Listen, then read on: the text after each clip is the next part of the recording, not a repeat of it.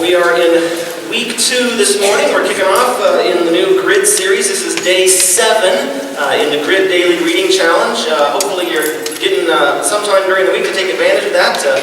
Log in at pursuegod.org/grid, and there's a little video at the bottom of the screen there every day for some daily readings about this idea of the grid that each of us is establishing in our life. We sort of introduced that topic last week of what it is exactly that we're talking about. We talk about the grid. It's just the way that each of us chooses to see the world, the way that we take in everything around us and process it and put it in order to see what's most important and sort of how we understand and view the world. It could be called our philosophy of life or our worldview, but for this series we're calling it the grid, and it's something that every single human being carries around inside of them. They're the lens through which we all see the world. And as I mentioned last week, in the world of graphic design, a grid is defined as a structure made up of a series of intersecting guidelines used to structure content. And I think that's a pretty good description of the grid that we all carry around with us. We have these guidelines in our own hearts and minds that we use to sort of structure the things that we come up against and to help us determine how we're going to handle and approach life. And last week we looked at the basic assumption of our fallen world, and that is that the grid of secularism. You may have seen this Facebook meme before. I shared it a couple of years ago, and I felt like this was a good topic for sharing it again. I think this meme sort of summarizes, in a lot of ways, that secular worldview that a lot of people walk around with, even if it's unconsciously. And so it goes like this. Maybe you've seen it. The toddler's rules of possession. The first rule is, if I like it, it's mine. Second, if I saw it first, it's mine. Third, if it looks like it's mine, it's mine. Fourth, if I'm holding it, it's mine. Number 5, if I had it a while ago, it's mine. 6, if it has lots of pieces, they are all mine. Number 7, if it's mine, it must never appear to be yours in any way. Number 8, if you put it down, it's mine. Number 9, if I take it from you, it's mine. And finally, number 10, if it's broken, it's yours. This is sort of the worldview of secularism. It's all about me. I'm at the center of my world. Everything revolves around me. All of the guidelines of my life sort of extend from me being in the middle. And we talked about that a little bit last week. As adults, of course, we just get a little bit more sophisticated about how we express this sort of me-first view of secularism. But it is sort of the default setting for fallen humanity. Doing whatever we think will make us happy. And so we talked about that last week, that when we start from that secular worldview origin point, that my goal is to do whatever makes me happy, that usually tends to lead pretty regularly to the very next step in the forming of that secular worldview, where you decide what's right. Because if the ultimate good is just whatever makes you happy, whatever makes you feel good, then your decision-making process has to kind of line up in order to do the things that just make you feel good, make you feel happy most of the time. And that gets defined as what is right. And then if you continue down that path long enough, it leads to the conclusion that this life is all there is. It's about getting everything you can for yourself your whole life. And once a person has reached that point in their worldview, life is pretty nihilistic. It's pretty fatalistic. It seems innocent enough at the start. Just do what makes you happy. You'll hear that all the time, all over the place. But the Bible teaches that me-first lens through which a lot of people look at the world is headed for trouble. In fact, the ancient wisdom of Proverbs would definitely apply to this default tendency in most people. Proverbs 16:25 says, "There is a path before each person that seems right, but it ends in death." And it seems right to an awful lot of people. Why is that? Why is it this is just the default that people go to? I think there's lots of reasons for that. One of the most basic and simple is that we've sort of been raised with that proverbial idea of keeping up with the Joneses.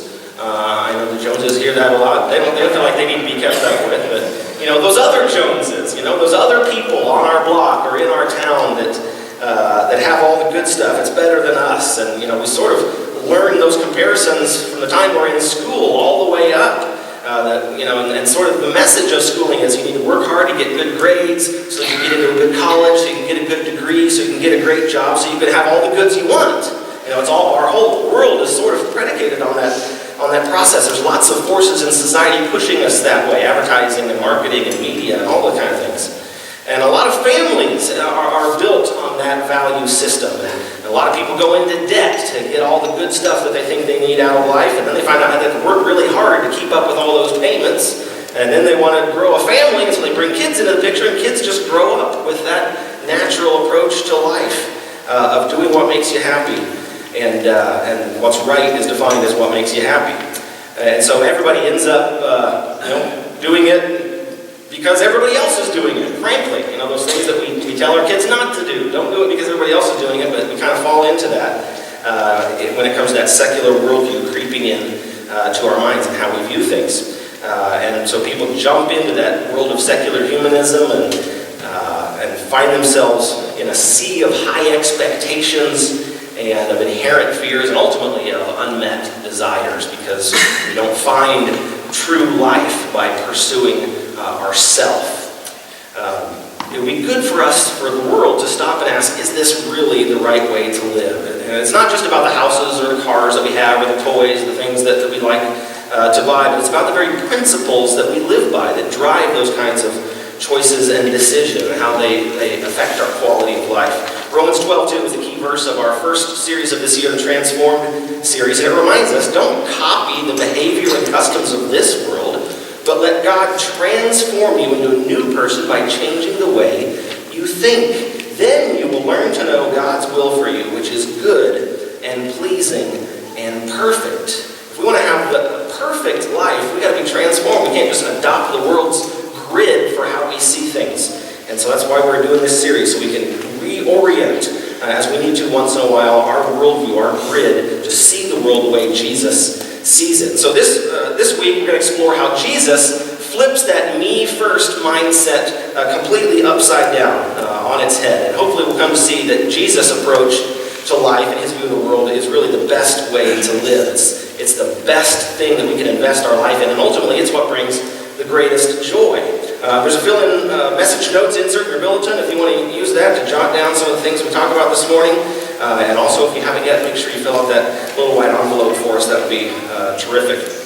In Matthew chapter 22, Jesus is involved in a debate with some of the religious leaders of his day on this issue of his grid, of his worldview, of his teaching, of the way that he saw the world. It was different from them. And so these religious leaders were not big fans of Jesus' worldview, and consequently they weren't big fans of Jesus.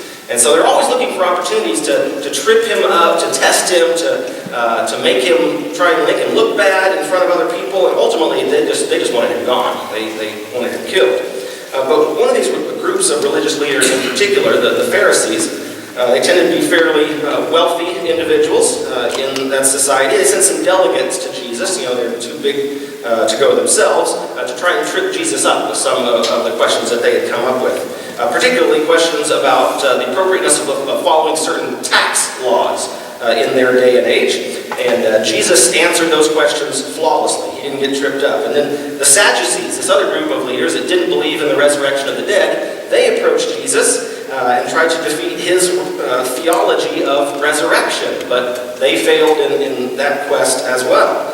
So when the Pharisees heard that their followers couldn't pull one over on Jesus and that he'd beaten the Sadducees at their own game as well, the Pharisees decided they'd go in person and try and take a crack at Jesus. And so one of them speaks up for the group and expresses what he, maybe the whole group, feels like is the real ultimate kicker of a question that's really going to bring Jesus down. It's going to trick him, and it's going to demonstrate that he has the wrong worldview, and everybody will see it.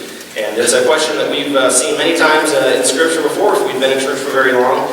This guy spoke up and said, "Teacher, which is the most important commandment?" If you ask that on the average city street or in the mall, you might hear, "Do what makes you happy." That's the greatest commandment in our world. Jesus was presented with the same question. And honestly, it really was a good question in the context of their culture. Because these religious teachers had actually ferreted out 613 laws from the Old Testament. There were 365 negative laws, things you weren't supposed to do. Don't lie, don't cheat, don't steal, all that stuff. And then there were another 248 positive laws, things you were supposed to do. Make sure you worship in the right way, in the right place, at the right time, and all those sorts of things. So how could anyone in the world pick out one of 613 that everybody would agree on and say, yep, he gave the right answer. That was the one out of all 613. Well, as you might suspect, Jesus gave an answer that surprised them and was full of insight. And Jesus' response points towards the basic building blocks of a biblical worldview, in contrast with what we looked at last week.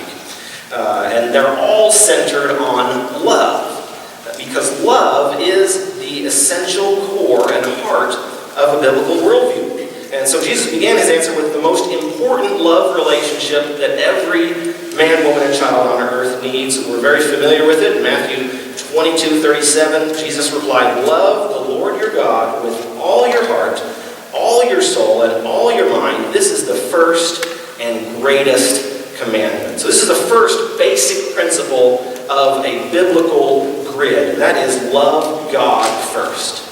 It's not do what makes you happy, it's love God first. And to love God means that you're in a proper relationship with Him. And the relationships, as those of us who are in them, involves a lot of things, of course. It involves significant time, it involves attention, it involves communication, it involves listening.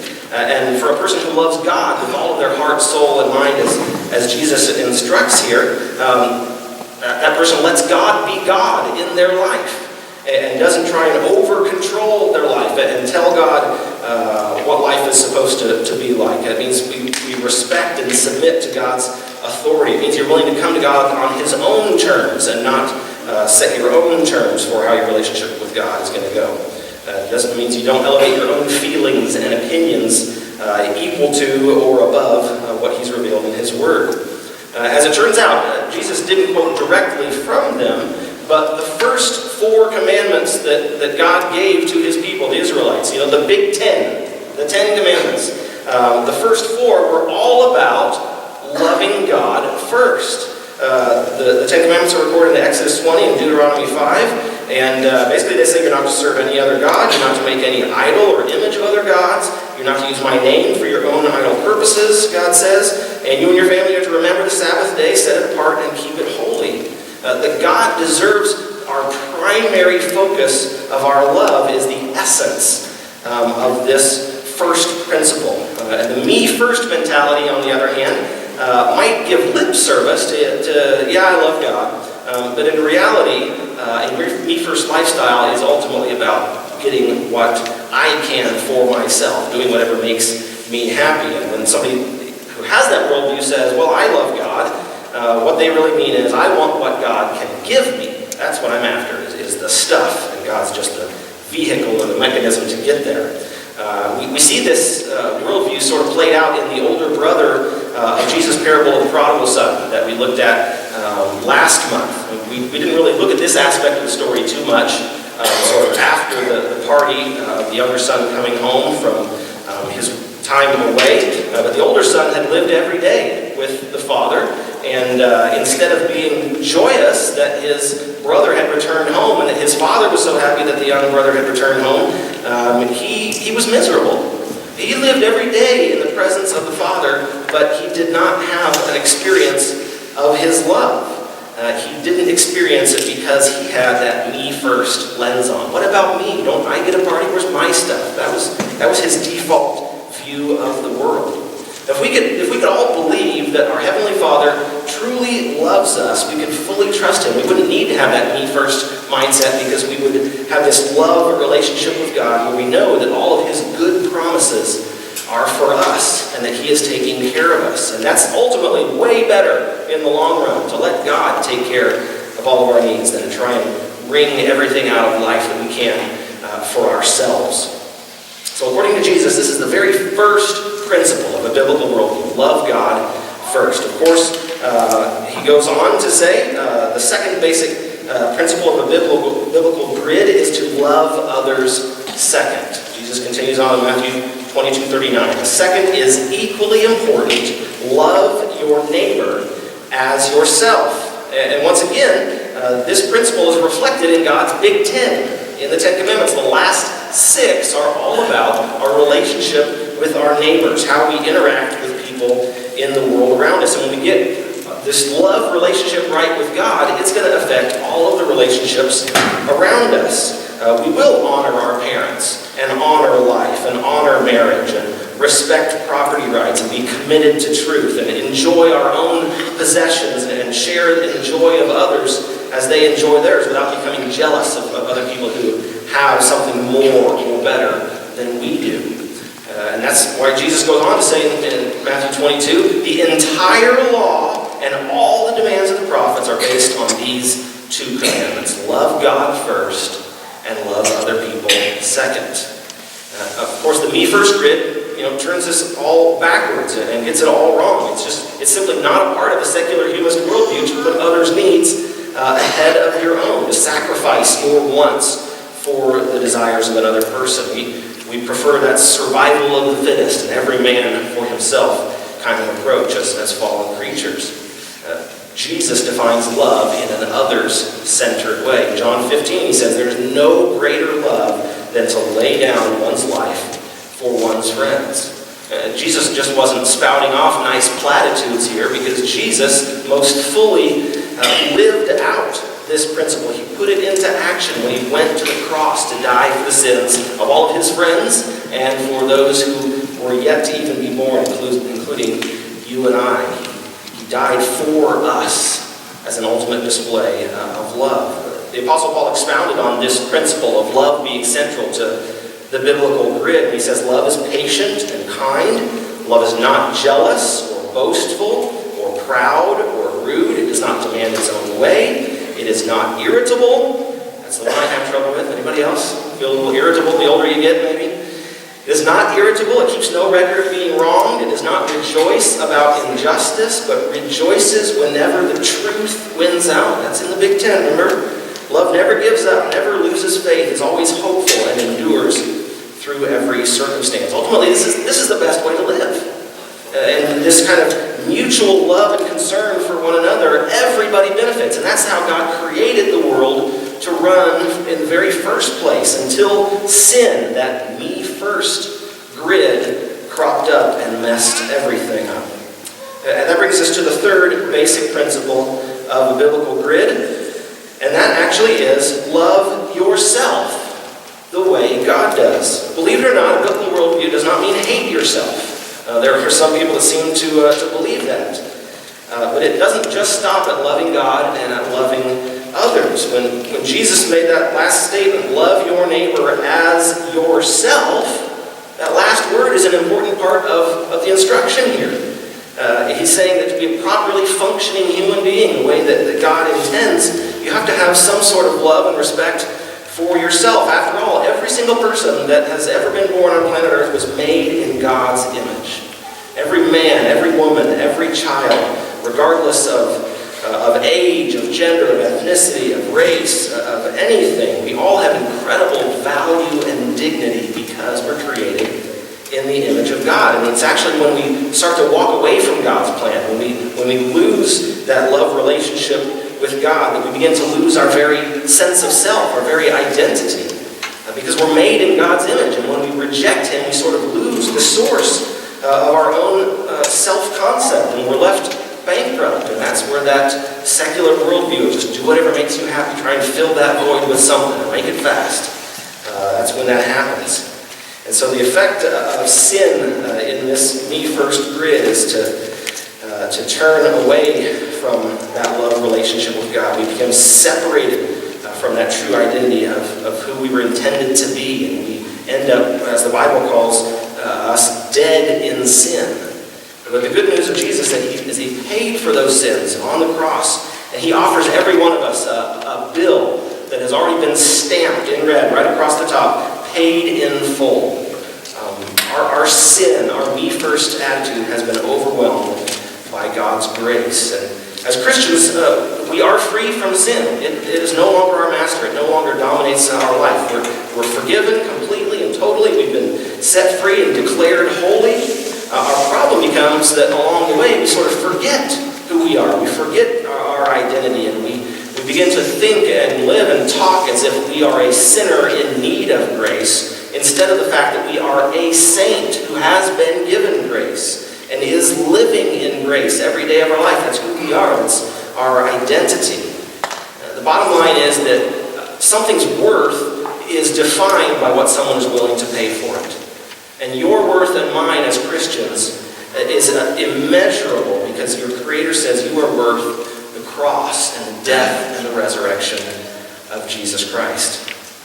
So this me-first worldview often results from a lack of self-esteem or confidence. I don't have this connection with God. It's born out of fear. If I don't take care of myself first, and nobody's going to.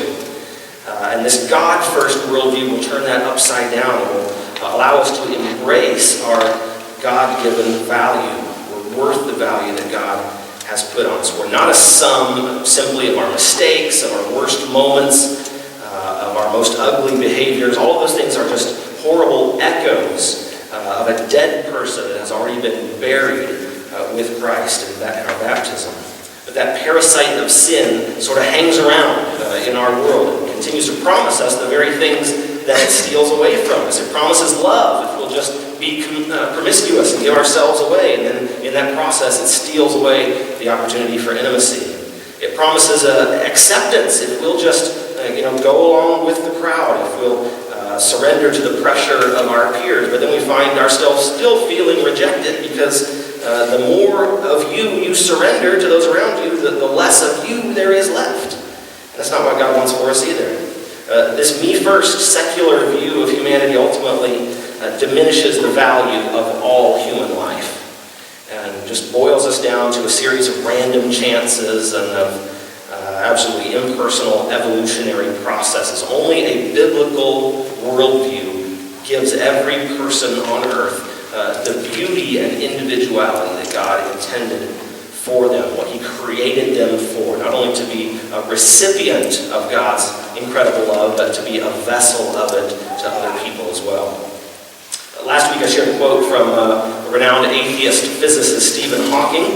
Here's another snapshot of the worldview that he is a champion of. It's very similar to the one I shared last week. He says, "The human race is just a chemical scum on a moderate-sized planet orbiting around a very average star in the outer suburbs of one among 100 billion galaxies. We are so insignificant."